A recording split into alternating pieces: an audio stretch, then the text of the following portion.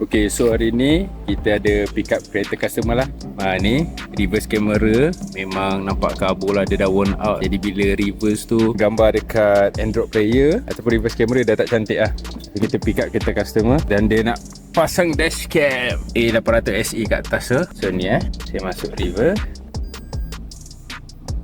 Nampak memang kabur, murky, memang tak cantik lah. Nanti kita tunjuk bila kita dah tukar macam mana. So ini cara aku tukar kamera belakang. Wayar dia tu memang dah ada, diorang simpan dekat bahagian bonet belakang ni. Just kena buka balik panel dan cari balik connection kamera belakang tu, dan tarik keluar kamera lama daripada lampu number plate belakang ni. Lepas tu tukar balik dengan kamera baru. Dan ini hasilnya bila dah tukar kepada kamera yang baru daripada yang lama. Kabur-kabur yang baru ni lebih jelas sedikit.